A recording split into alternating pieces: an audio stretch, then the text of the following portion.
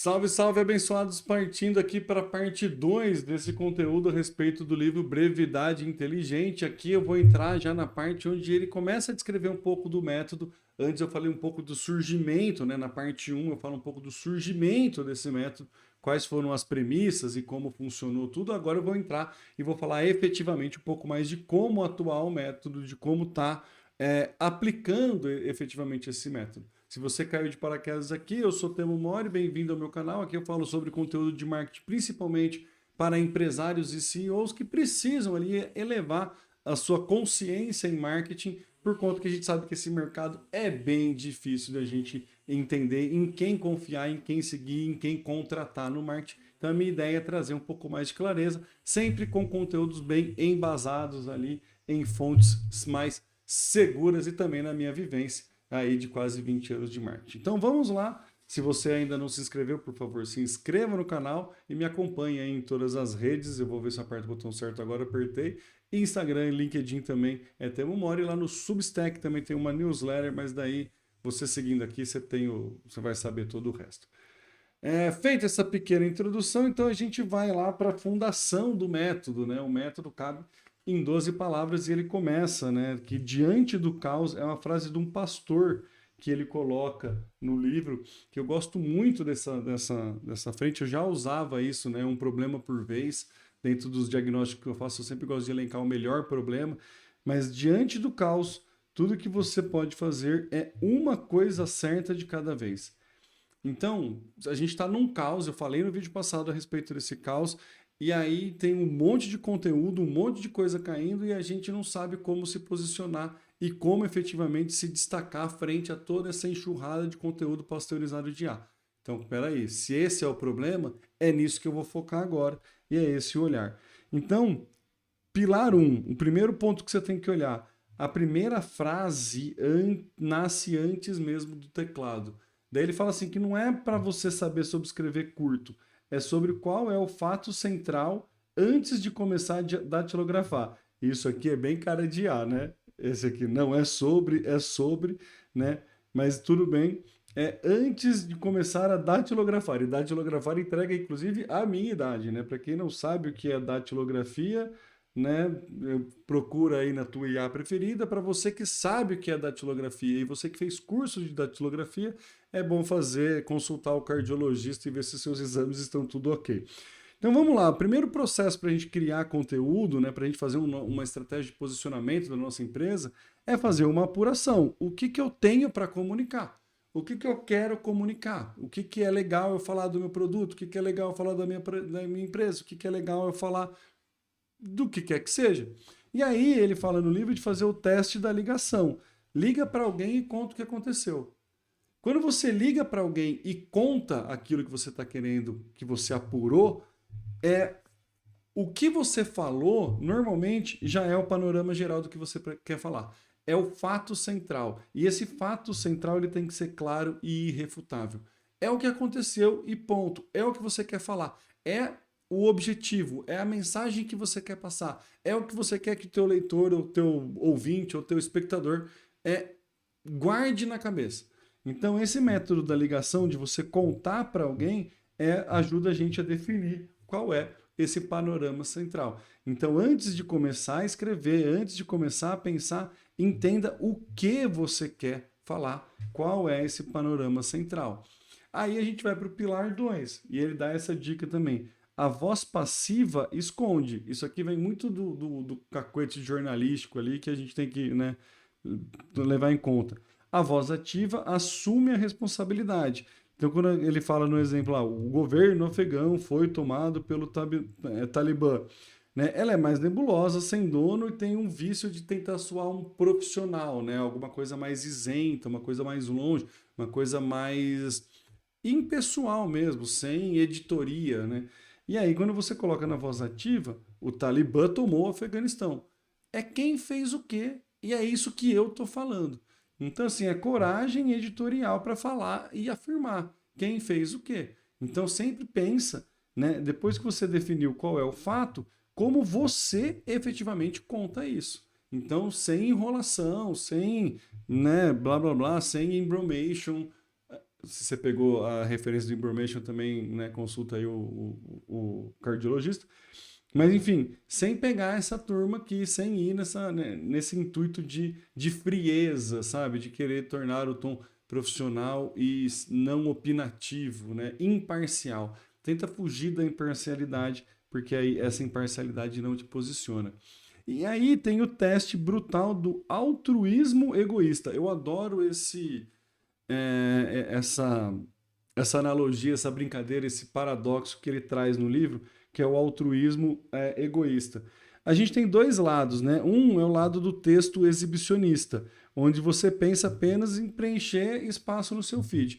O exibicionista cara, se você entrar no LinkedIn, se entrar no Instagram aí, você vai ver um monte de conteúdo exibicionista só falando das coisas que eu fiz, as coisas que eu faço, como eu faço, porque o que eu faço é melhor, porque você tem que me acompanhar, porque eu sou mais bonito, porque eu acordo às 5 horas da manhã, eu caço um pato, cozinho esse pato, tomo ele no café da manhã e me exercito, daí eu pulo na banheira de gelo e aí às 7 horas da manhã eu já estou pronto para trabalhar.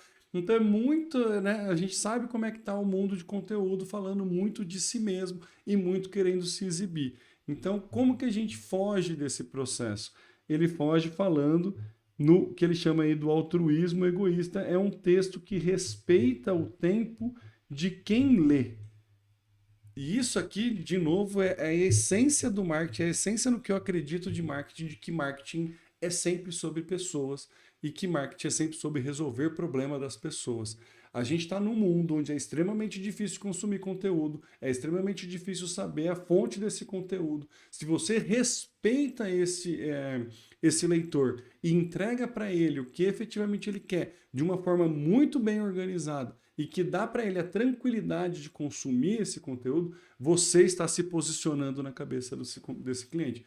Então, parte do princípio que você precisa entender para quem você quer falar. E por mais óbvio que isso possa parecer, é aquele óbvio que precisa ser dito, né? Porque o óbvio que não é dito, ele deixa de ser óbvio.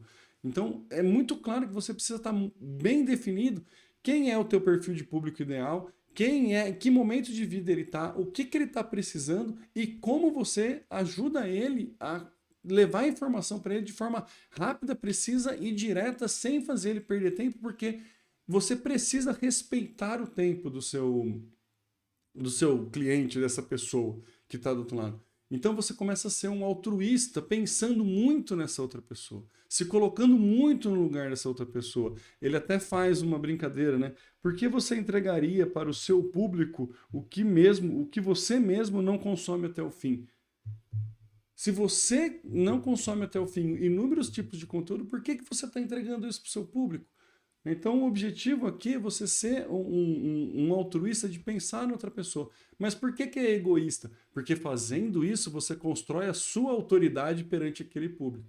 Então, você tem sim o objetivo de construir a autoridade. O marketing é sim para você ocupar um espaço na cabeça da pessoa e estar lá presente quando ela tiver uma demanda que você pode solucionar. Então, é sim com esse objetivo, mas você está pensando a partir da lógica, a partir da ótica de quem faz sentido para você conversar e respeitando esse tempo. É muito diferente a forma de posicionar uma empresa quando você pensa dessa forma do que a estratégia mais simples de vai lá no GPT, me dá um calendário editorial e faz o que, né, todo mundo faz no GPT.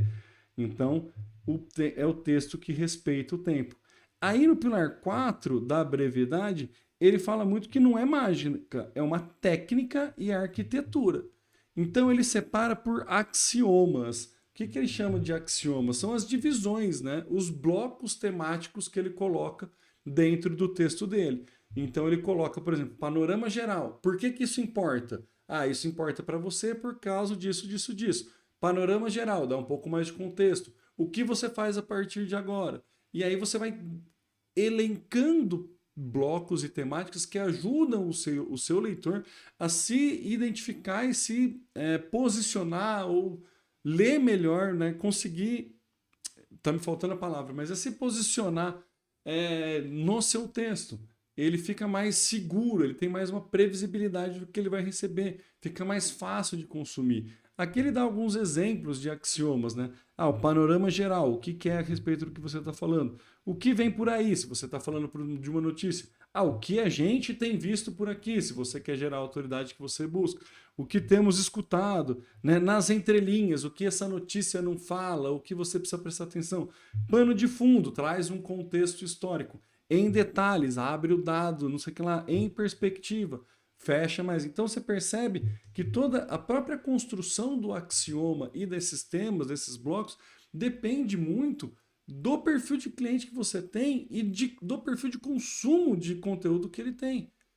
Então, se você está falando com uma pessoa extremamente técnica, vai ser muito importante você trazer detalhe. Se você está falando com uma pessoa mais secularizada, que gosta mais, que tem um hábito de leitura maior, trazer um panorama geral, um contexto histórico pode fazer mais sentido. Se você está falando com pessoas práticas, próximos passos, o que vai fazer, como organizar. Então, você vai sempre trazer um panorama geral. Por que isso importa? E aí os próximos axiomas você vai definindo como. Você não precisa deixar totalmente blocado, não é essa ideia. Apesar do livro colocar isso, e ele traz exemplo de PowerPoint, apresentação, e-mail, todo tipo de escrita ele traz no livro. Mas a ideia é você entender o contexto da coisa aqui. E o contexto da coisa aqui é você facilitar a leitura para o seu público-alvo e você definir esses blocos conforme a importância não do que você quer falar, mas do que o seu público-alvo precisa consumir. Então faz muita diferença. E aí é o que fala aqui, né? Existe uma disciplina editorial por trás de cada frase.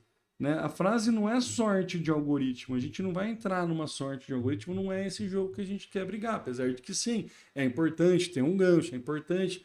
Mas o posicionar de forma mais coerente parte de você entender quem é que está do outro lado, quem é que está ali sendo alimentado. Então, eu acho que entendo ser fundamental esse contexto para a gente poder efetivamente trazer a pessoa, o nosso público-alvo na frente, fazer uma anamnese dele ali, entender o que ele precisa para criar esses axiomas e aí criar uma linha editorial em cima do que é efetivamente importante para esse teu público-alvo. Beleza? Ficou claro? Então eu vou encerrando aqui essa parte 2 desse conteúdo onde eu expliquei e aí na parte 3 eu vou falar sobre o verdadeiro campo de batalha, né? Como brigar aqui máquinas e o ofício humano. E aí, quem sabe depois eu posso até... Eu não tinha pensado nisso, de falar como eu faço os meus conteúdos aqui com o IA. Enfim, não sei se eu vou fazer isso. Não vou prometer, mas né, vai ter mais conteúdo na próxima parte 3 aqui desse conteúdo. Muito obrigado e até a próxima.